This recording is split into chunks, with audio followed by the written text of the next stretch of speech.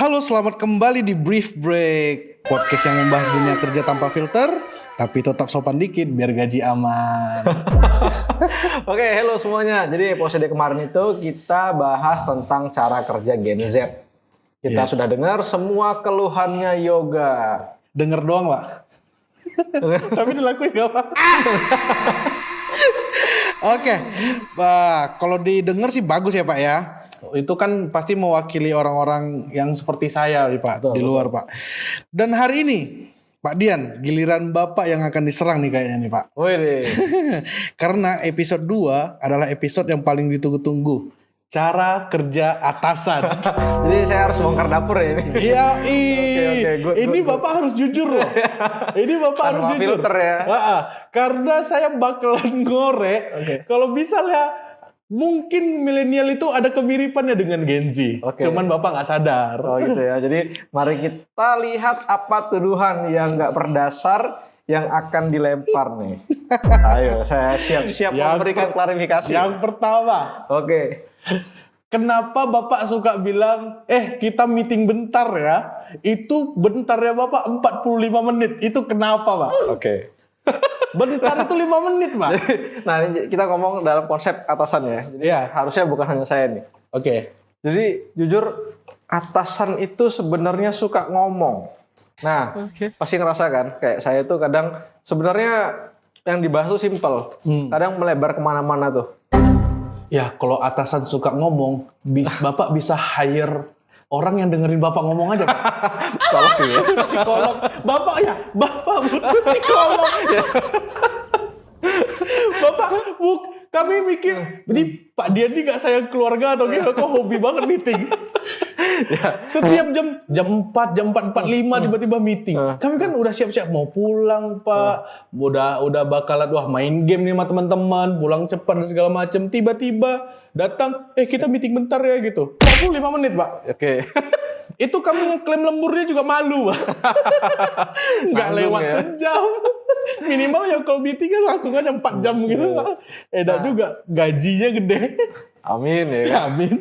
Nah, jadi atasan itu memang sebenarnya ya, kalau kita lihat kan manusia juga nih. Yes. Nah, manusia juga yang pada dasarnya itu tadi, kenapa panjang, pasti sering tuh kita lihat atasan tuh pasti ngobrolnya kemana-mana. Keluar dari pokok pembahasan tuh. Apalagi kadang ada anak atau anggota tuh yang suka pro kontra tuh. Saling umpan sana umpan sini, akhirnya terjadilah perdebatan yang panjang sehingga durasinya panjang. Itu dia. Terus setiap meeting itu ada bahas-bahas kesalahan lama, Pak.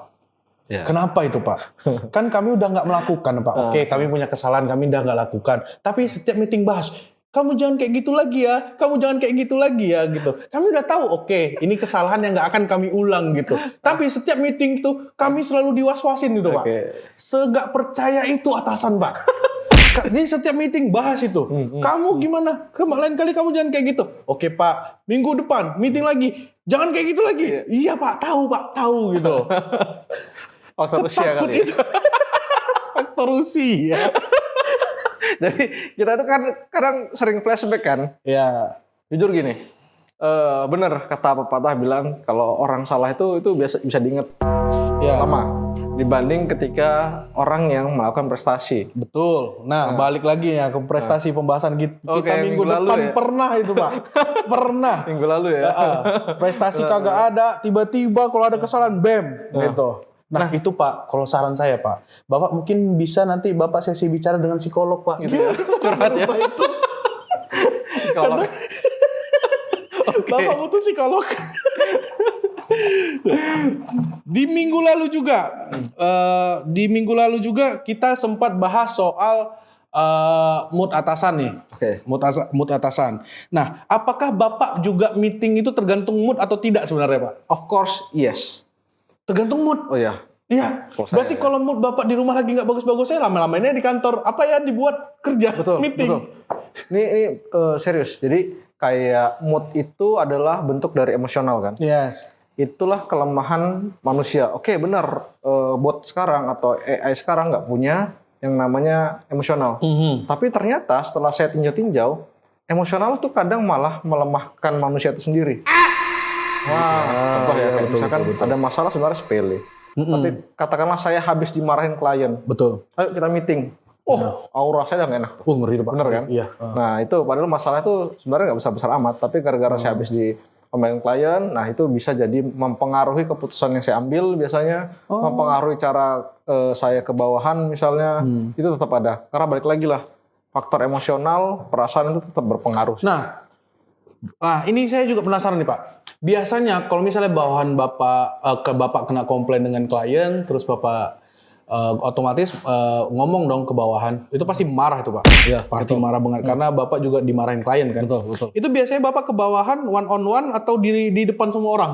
Oke. Jadi kalau saya itu lebih cenderung by data. Artinya ketika misalnya klien komplain tuh kan kadang kan by data juga dia ngechat tuh. Iya betul. Nah itu pasti saya forward juga tuh ke tim. Oke. Kalau memang misalnya fatal ya, itu pasti kan saya langsung one on one tuh. Tapi kalau ternyata kesalahannya itu bukan secara individu, tim. Tapi tim betul. Pasti saya langsung rame-rame. Gitu. Itu biasanya kesalahan diingat berapa lama tuh Pak? Itu lama sih. Kayak emak-emak kalau kita pecahin gelas tuh. Nah, jadi gini konsepnya. Contoh nih, prestasi sekecil atau sebesar apapun semua orang bisa terima. Yes, iya. Betul? Iya. Tapi kalau yang namanya konsekuensi, nggak semua orang bisa terima dan itu lebih mudah diingat sebenarnya. Secara psikologis loh ya. Tapi Bapak tahu kan di bawahan pasti kalau misalnya Bapak marah-marah itu tetap di mata kami Bapak yang salah tetap. Gitu ya? Tiba-tiba marah apa sih ini orang jelas ya sih. Ngerasa sih. Apa sih ini orang nggak asik banget. Tiba-tiba marah. Kasih intro dulu gitu. Minimal beliin makan nih mie ayam nih, mie gorengan nih. Ayo. Oke, udah ready gitu ya. Kalian udah kenyang, udah aman. Ayo, kalian bisa tuh Pak. Jadi kami tuh ibaratnya tuh kena marah dengan perut yang terisi Pak. Oke, setuju. Boleh tuh Pak, masukan yang bagus itu untuk Bapak deh. Terus chat selalu tengah malam. Jadi kan kadang tuh kita tuh kan gatel kan, namanya kita ini bisnismen tuh. Kita padet tuh, diajak klien meeting atau diajak prospek ketemu, diajak ini, diajak itu. Nah, kadang sampai rumah habis ganti baju, mandi, pakai baju tidur lagi, gatel tangan dan pikiran itu. Terketik lah, yuk laporan sore ini mana? Gak nyangka itu udah jam 11:30 gitu.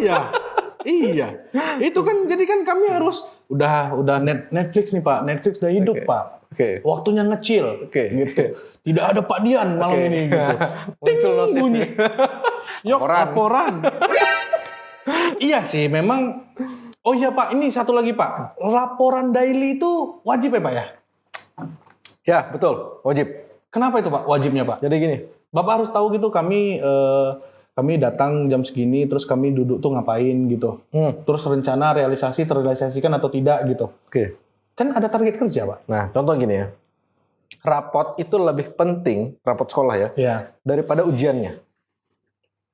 Rapot lebih penting daripada ujiannya. Betul. Iya. Nah sama laporan sore itu, laporan harian itu lebih penting daripada ya tadi proses itu tadi. Karena yang namanya kita sebagai pimpinan kan hanya lihat hasil produktivitas hari ini. Iya. Oh yoga hasil hari ini A, B, C, dan D semua tercapai nih. Oh yaudah kita tenang, nggak berisik lah istilahnya. Ya. Tercapai hari ini nih. Oh besok mungkin bisa ditambah lagi nih job desk-nya. Iya. Nah seperti itu. Kasihan Pak. Tolong lah Pak. Kalau Bapak ngasih tutup gitu. Wah dia bagus nih kerjanya. Saya berikan dia istirahat. Gitu harusnya Pak. Harusnya gitu ya. Iya. Ini saya berikan di kerja. Apa Pak? Masa hidup kami sama Bapak tuh kerja aja gitu Pak. Kasih kami ngecil di kantor. Banyak yang setuju pasti.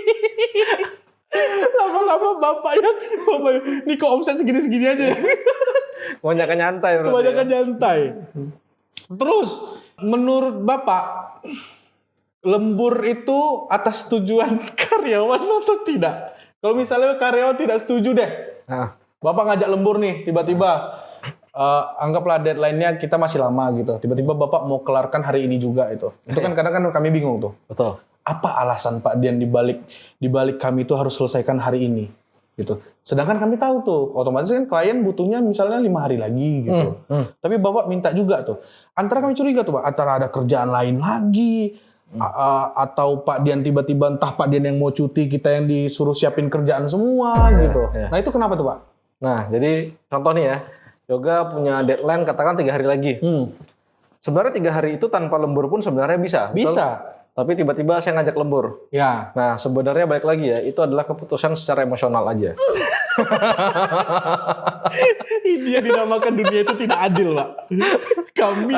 Kami yang tidak berpower di kantor ini tidak bisa main emosional. Ikut ya. Kita lembur, Pak. Di grup. Yoga jangan pulang dulu, kita lembur. Noted. Karena nggak ada pilihan ya. Karena nggak ada pilihan. Coba kami bisa bekerja secara emosional juga. Bapak pasti nggak terima. Bapak aja kerja secara emosional kami terima loh, Pak. Nggak adil banget. Nah, terus cara kerja atasan lah ya. Yang paling saya lihat itu, Pak, itu memberikan arahan, bukan Bapak sih, mungkin juga di atasan-atasan saya sebelumnya mungkin ya. Atau kebanyakan atasan ya, Pak ya. Banyak memberikan arahan yang berubah-ubah, Pak. Itu kenapa, Pak? Berubah-ubah contohnya misalnya hari ini A. Besok B. Lusa balik lagi ke A. Terus itu kerjaan otomatis jadi terlambat, Pak. Betul. Terlambat dibilang nih anggota nggak bisa kerja. Kamu bisa kerja atau enggak gitu. Sedangkan arahannya itu berubah-berubah. Itu kami boleh ngelawan atau enggak sebenarnya, Pak? Oke.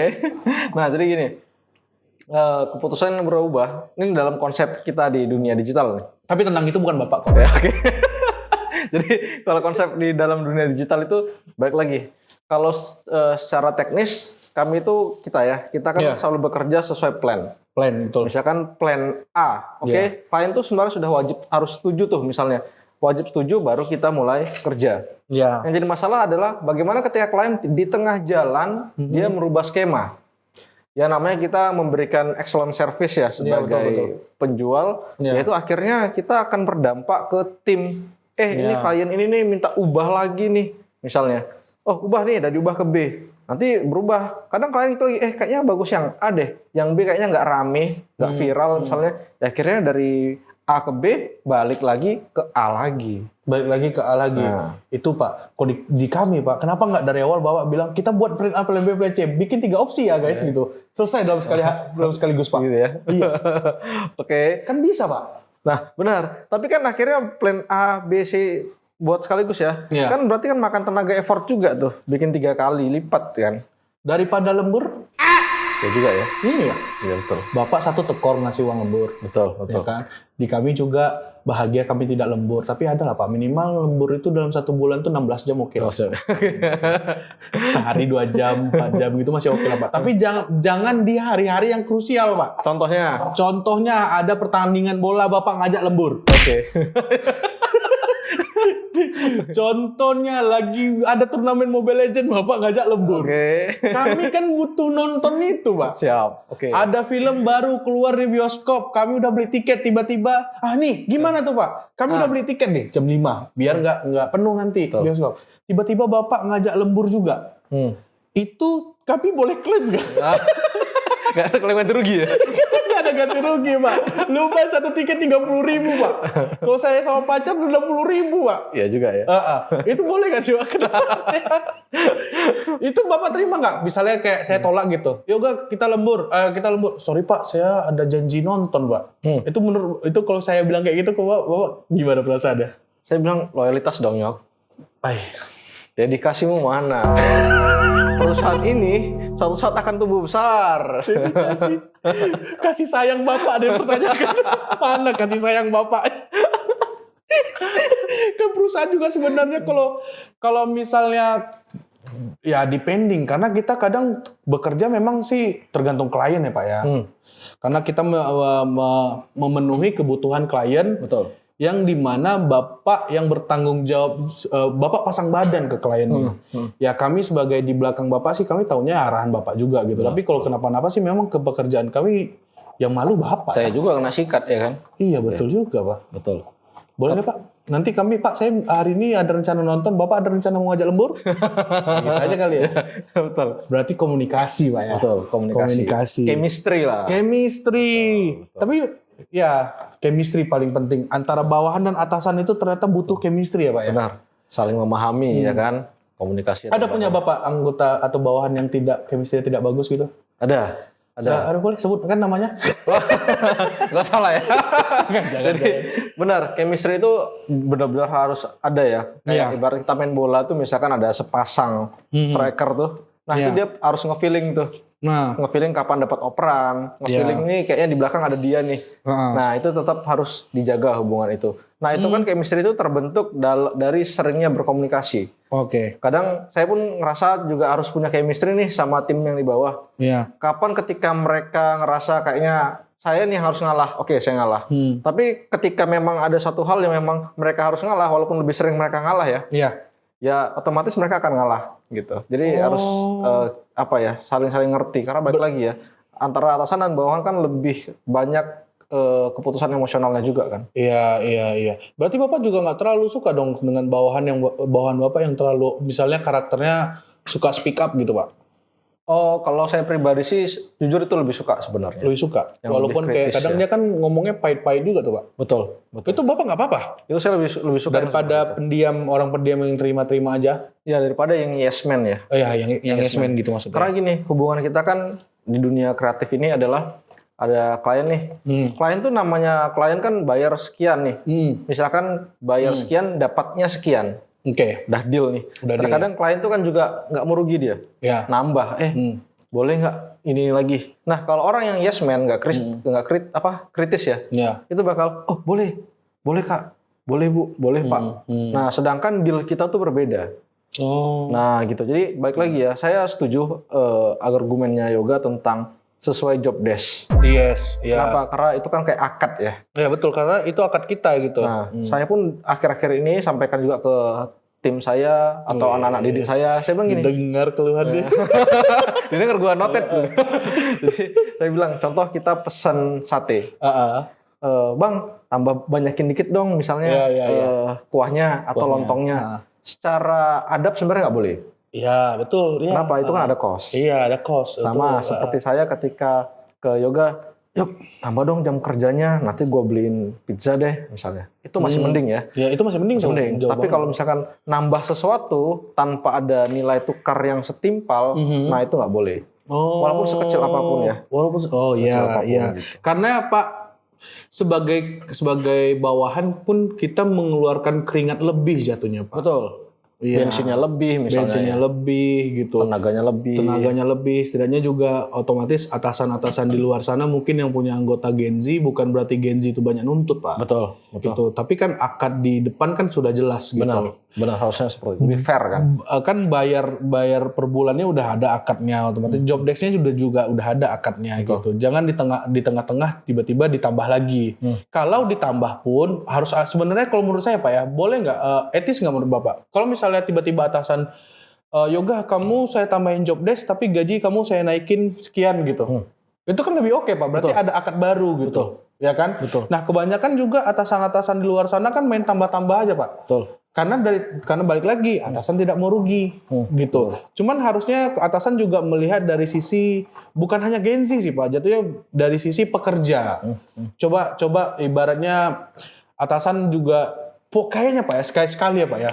Atasan itu butuh kayak apa sih namanya? Riset Pak. Atau survei. Penelitian nih ya. Penelitian gitu, pakai Google Form Pak. Hari apa saja mood saya bagus. Hal-hal apa saja yang tidak kada suka dari saya gitu. Itu mungkin gak ada yang jawab. Karena Bapak semua bagus gitu. Karena kami takut gitu. Apalagi cari kerja susah sekarang Pak. Bapak tahu nggak, cari kerja tuh susah. Saya juga udah lempar beberapa lamaran. Baru nge-loading gua.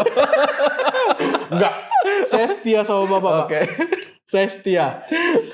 Sampai ada tawaran baru yang lebih oke. Bapak bisa ngelepas nggak tuh? Misalnya nih ada anggota yang kerjanya oke nih gitu. Tiba-tiba dia resign gitu. Dari Bapak sendiri pribadi itu gimana? Nah, ini kalau saya pribadi di Creative Impossible ya. Pasti kan kita lihat kontribusi tim itu berdasarkan nilai asetnya. Iya, betul.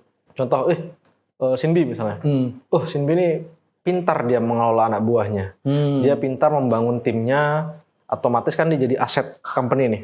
Iya. Terlepas dia ada kekurangan. Iya, pasti. Saya tuh lebih fokus kepada kekurangannya sebenarnya. Gitu? Contoh gini, kalau kelebihan sekecil atau sebesar apapun kita pasti bisa terima. Jadi itu nggak saya pikir. Oh ya. Nah, yang saya fokus adalah kekurangannya. Balik lagi, apakah memang Sinbi misalnya kekurangannya itu masih bisa ditoleransi misalnya, atau masih bisa dianggap masih bisa bertumbuh nih anak ini, it's okay. Jadi saya akan fokus kekurangannya apabila memang nggak bisa diubah, apakah masih setimpal nih dengan kontribusinya. Gitu. Kontribusi kan artinya yang kita maksud adalah dia ini sebagai aset perusahaan. Iya. Gitu. Tapi kalau misalnya setimpal gitu untuk dipertahankan gitu otomatis balik ke tetap hak resign itu untuk karyawan juga tetap. Betul. Ya. Jadi kita lebih kepada kadang gini, kalau sistem kita itu kan bagi hasil ya, per reward kan. Betul ya. Jadi kayak benar seperti yang juga bilang cari kerja itu susah. Susah sebenarnya. Susah kalau sifatnya individu. Iya. Nah, betul. Karena itu kami sebagai company itu kan ngajak kerjasamanya bisnis to bisnis. Iya. Nah, itu lebih mudah ya, karena memang kita perjanjiannya secara profesional, keuntungannya lebih banyak dibanding individu. Jadi banding individu jauh lebih banyak. Nah, jadi kan akhirnya ya bisnisnya ketemu saya, bisnis to bisnis, saya tinggal lempar ke tim tuh. Ini ada project A, siapa nih yang mau ambil kerjaannya ini. Iya, betul. Tugas saya itu adalah memastikan si klien itu dapat haknya sesuai apa yang dia pesan. Iya. Nah, kita memenuhi kewajiban sesuai apa yang klien bayar. Betul. Jadi itu bagi saya win-win solution ya, di mana si klien itu kalau misalkan nih, saya mau nambah durasi visit nih, atau mau nambah jumlah video nih, boleh saja. Tapi kan otomatis harus bayar lebih. Betul. Karena ada keringat yang keluar, bensin yang keluar. Betul. Oh, iya sih Pak. Kalau menurut saya juga sebenarnya ya Pak ya, kadang kan kita juga ketemu klien itu yang berbeda-beda juga. Itu terus dengan mental tim yang berbeda-beda juga. Betul. Mental sangat penting menurut saya. Kalau di zaman saya kerja ini ya Pak ya, di umur saya kerja sekarang itu kan mental itu bukan hanya diuji oleh atasan aja, tapi rekan satu tim gitu Pak.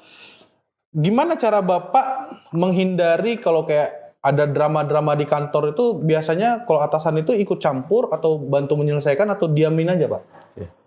Jujur kalau drama itu sebenarnya lebih banyak ke pribadi. Iya. Ya, jadi saya jarang ikut campur sih kalau ke pribadi. Contoh misalkan yang sering yoga alami apa itu? Teman nggak bayar utang Pak. Itu kan.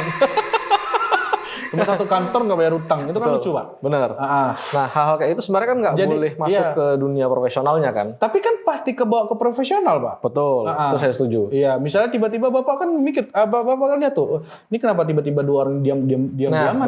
Benar. Jadi tidak terbangun ya chemistry tadi. Contoh berantem antara timnya Yoga sama timnya si Adit misalnya ya. Padahal cara Bapak jelaskan? Nah, cara saya menyelesaikan kalau memang ranahnya pribadi itu lebih sulit. Contoh si Adit nggak bayar utang itu lebih sulit kita masuk. Kecuali memang ranahnya ternyata Aditnya lalai nih dalam mengerjakan tugasnya. Oke, kalau gini deh gampang deh Pak. Kecemburuan antar tim. Oke, itu berat sih. Itu gimana Bapak? Itu kan otomatis ini, itu kan lebih ke profesional juga kan Pak jatuhnya kecemburuan, atau misalnya ada satu tim yang ngerasa kok Pak Dian lebih ibaratnya contoh memberikan tanggung jawab banyak ke dia ya gitu, sedangkan saya ngerasa saya mampu gitu. Betul. Nah itu cara Bapak ngatasinya gimana? Otomatis kan yang ini bakalan tenggelam nih Pak. Nah jadi itu tuh sering banget ya, pasti saya dengar tuh Pak Bapak kok kayaknya lebih condong ke ini gitu ya. Betul. Nah jadi saya itu ya tipikal yang kayak balik lagi ke yang pertemuan pertama kita ngobrol, saya menghindari itu banyak tim dalam satu kantor yang sama. Makanya kami dicerai-beraikan. Cerai-beraikan, benar. Jadi satu kantor A, B, C, dan D. Sehingga itu tadi konflik misalnya, atau masalah pribadi misalnya. Mulai dari bisa jadi jatuh cinta misalnya yang seperti Tapi kalau Bapak cerai-beraikan gitu otomatis kan tidak ada ya kayak antar tim yang lain itu juga tidak terlalu mengenal jadinya Pak. Kenal tapi dari segi profesional saja. Bapak batasin memang. Betul. Susah tuh saya nargetin cewek. Nah, karena memang justru itu tingkat profesional dan produktivitas itu mulai tinggi kalau memang tidak ada rasa emosional secara Iya betul. Jadi kayak misalnya nih di tim saya tahu kemampuan tim saya, terus tiba-tiba saya butuh pertolongan antar tim lain gitu Pak. Yang pastinya saya tidak terlalu mengenal, cara kerja mereka saya tidak tahu, flow kerja otomatis kita di sini per tim itu punya dapur sendiri-sendiri kan Pak. Betul. Gitu. Kalau Bapak cerai-beraikan itu menurut saya sih agak susah saya membangun komunikasi itu, Pak. Oh enggak, jadi kan memang kita udah kasih tahu tuh, timnya Adit itu special F&B, Betul. timnya Abim itu AI. Nah kalau ada tugas-tugas yang memang tentang AI, minta aja bantu si tim Abim. Oh. Nah itu kan tinggal lempar aja kan, Abim otomatis bakal mengerjakan. Tanpa ada perasaan ke Yoga seperti, aduh lu aja kemarin belum bayar utang. Nah, ya kan, lu aja kemarin rebut pacar gua. Waduh. Misalkan gitu ya. Jadi memang hubungan itu kalau saya develop ya antar tim memang tidak usah pakai perasaan. Tidak usah. Kalau saya pribadi memang tidak usah. Kalau memang hubungannya profesional, tetap profesional. Tapi kan itu di luar kuasa Bapak juga untuk memastikan tim tuh bakalan seperti itu. Oh iya, betul. Ya. Saya memang tidak melarang secara langsung. Kalian kumpul-kumpul ya nggak mungkin dilarang kan? Iya, nggak mungkin dilarang. Gimana cara buaya betul. Tapi hal-hal yang memang sifatnya profesionalisme, kalau bisa itu tadi berteman boleh di dalam dunia kerja. Tapi kalau bergaul silahkan sama yang lain gitu, tempat lain. Kalau saya sebagai Gen Z aja mengalami hal seperti ini, apalagi Bapak di zaman Bapak kerja dulu. Ya, sama karena dong otomatis. Betul. Saya gini, sering mengalami. Baik lagi ya, ketika saya dulu bekerja, saya tuh punya sahabat dekat. Ya pasti kan. Terus nongkrong rame-rame, kerja bareng orang itu, beberapa orang, pulang pun nongkrong bareng orang-orang itu. Oke. Suatu saat, semakin kita dekat, ternyata itu lebih memicu konflik. Contoh, pinjam uang. Oke, kalau Yoga kasih. Kalau Yoga nggak ngasih, marah nggak saya? Iya pasti dong. Itu dia. Hal-hal sepele seperti itu ya. Kok ini kerja dibantu pas minjam duit nggak dikasih? Nah gitu loh. Tapi juga bakalan jadi masalah lagi ke depannya Pak. Kalau saya kasih, udah dikasih nggak bayar gitu. Nah iya kan. Nah seperti itu. Mungkin bisa dibikin Pak peraturannya sampai baru di kantornya dilarang meminjam antar tim gitu. Meminjam uang sangat dilarang gitu. Oke, kita mungkin agak jauh ke topik tadi barusan ya Pak ya. Cuman mungkin itu bisa jadi insight untuk teman-teman pendengar semuanya. Saya mau kasih tahu Bapak jenis-jenis atasan di kantor nih Pak. Oke. Yang pertama, kami kan bekerja itu mengerjakan desain yang itu berupa visual Pak. Oke. Kenapa atasan itu misalnya saya tanya nih Pak, saya kirim ke grup BEM. Pak, apakah ini sudah oke gitu? Nggak ada jawaban tuh Pak. Oke. Tiba-tiba pas Bapak cari kami ini misalnya Bapak ada revisi kami hilang itu Bapak nyerangnya ngeri Pak. Itu kenapa Pak? Padahal kami udah nanya Bapak tuh udah lumayan ya bisa dibilang kayak Bapak tuh bacanya entah di jam 8 sedangkan kami nanya itu di jam 1 siang gitu. Nah, pas kami hilang tuh Bapak ngeri banget nyarinya. Detektif pun lewat gitu Pak. Telepon si A, telepon si B, telepon si C gitu.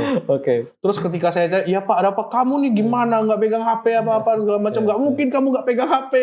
Iya, betul. Kenapa pas kami tanya Bapak nggak ada, pas kami hilang Bapak carinya segitunya?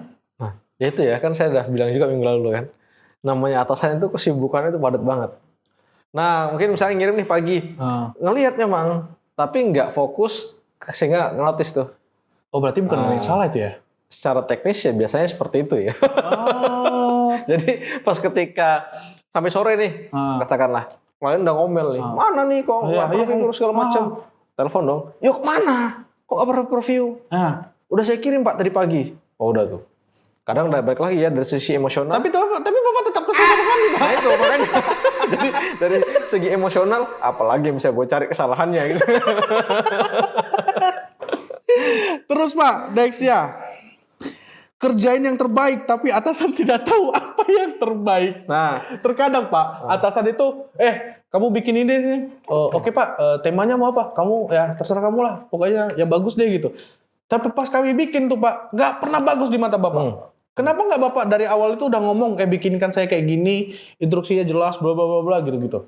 Bukan Bapak deh, balik lagi, saya takut gaji saya dipotong. Atasan lain. Oke, klien lah kita. Klien ya. Jadi memang sering seperti itu. Contoh nih, kadang ekspektasi klien itu terlalu tinggi bisa juga. Memang betul yang tadi Yoga sampaikan itu, sering saya dapatin malah cenderung ke klien. Contoh misalnya, aku bikinin desain A dong. Pokoknya aku mau seperti ini ya, dijelasin tuh teks panjang lebar tanpa titik koma. Nah, sisanya aku serahkan ke kalian lah. Kalian profesional, kalian terbaik, aku percaya aja. Nah, itu nggak bisa sebenarnya. Kita malah cenderung nggak mau terima. Karena resikonya sangat besar. Kita analogikan sebagai makanan ya. Tolong dong pesan makanan. Aku maunya yang Nusantara banget. ya kan? Yang campur Chinese food juga, ya kan? Yang rasanya crispy, crunchy. Sisanya udahlah kalian atur pokoknya yang terenak. Iya, betul. Nah itu kan suatu instruksi yang nggak jelas. Hal seperti itu. Tapi kan Bapak sering juga melakukan itu. Bapak Gitu ya? mengataskan nama klien. Nggak merasa ya? Kenapa tuh Pak?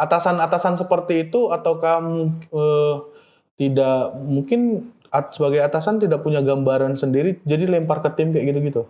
Bisa jadi kebetulan bukan saya ya. Tapi bisa jadi gini. Bisa jadi gini. Yang memberi instruksi itu nggak sesempurna itu membayangkan. Contoh gini, coba Yoga kalau kita ngomong sate, apa yang Yoga pikirkan? Lidih Pak. Lidih. Iya. Saya sate Padang. Bahkan dari satu kata yang sama aja persepsi kita berbeda. Jadi dari saya sebagai pemberi instruksi belum tentu ngasih gambaran yang sempurna. Iya. Yang jadi masalah adalah Yoga sebagai penerima instruksi juga belum tentu mendapatkan informasi yang sempurna. Berarti Bapak sebenarnya bisa dari awal tuh memberikan instruksi sejelas-jelas mungkin. Belum tentu. Kemampuan speaking orang berbeda-beda. Kenapa dia bisa jadi atasan kalau ada orang seperti itu, Pak? Ya faktor laki kali ada ya. Tapi itu sering banyak loh. Banyak banget yang memang pada dasarnya kayak udah jadi manajer misalnya minimal lah. Atau brand owner yang memang kemampuan speakingnya itu nggak begitu bagus ke bawahannya. Gitu. Tapi kadang ya saya juga sering kok nimbul pertanyaan, loh kok bisa ya? Bisa bangun company sebesar itu misalnya. Oh berarti dari Bapak sendiri heran juga ya Pak ya? Ya kadang ada seperti itu, nyata dan fakta itu. Mungkin next kita akan undang pembicara lain. Betul ya. Ya kan, dari brand owner sekaligus mungkin dari sisi pekerja. Sehingga dua arahnya lebih intensif kan. Oke, kalau begitu guys, sampai ketemu di minggu depan. Oke, untuk tambahan informasi, kita tayang setiap hari Jumat jam 7 malam. Oke, gitu ya. Oke ya Pak ya. Jadi untuk teman-teman selalu standby di jam 7 malam hari Jumat. Itu aja dari saya. Jangan lupa follow, share, dan subscribe. Like jika kalian suka podcast ini. Until next time, selamat liburan, happy weekend, dan have fun. Have fun. Have fun.